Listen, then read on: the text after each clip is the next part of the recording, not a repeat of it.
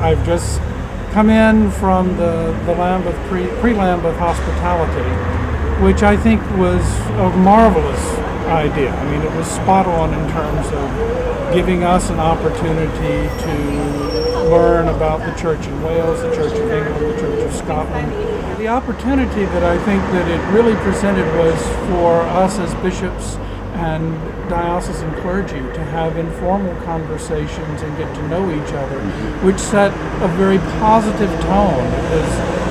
As my host said, it's really important to hear you and see you and know the difference between what I've read and who I encounter.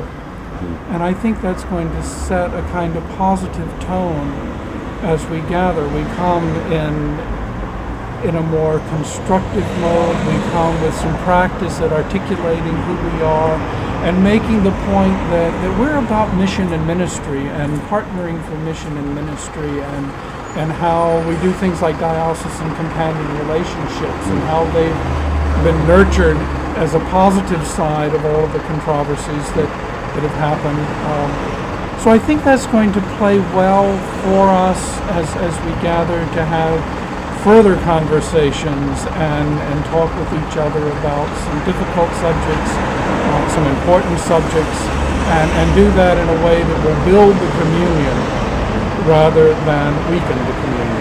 Actually, the thing that I found consistent in traveling around the communion is that we have first more in common than we do differently, that we share a great number of challenges that are the same, that range from responding creatively to social issues, justice issues, to basic parish issues of how do we do effective mission and ministry in our parishes, how do we equip our people for mission and ministry.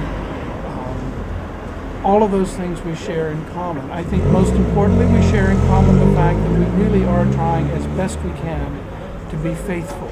My great hope is that we will rediscover and renew that essential Anglican quality of diversity in which we live in the tension of differences, that we live creatively in the tension between things that are simply juxtaposed to each other, without trying to have to understand them or explain them away, but appreciate the differences that God works among us and how God differently comes to particular kinds of situations, particular dioceses. And I think that's really the foundation of unity. It's not that we're all the same. It's not that we all understand each other. But because God first loved us, we're capable of loving one another and therefore working with each other in mission and ministry.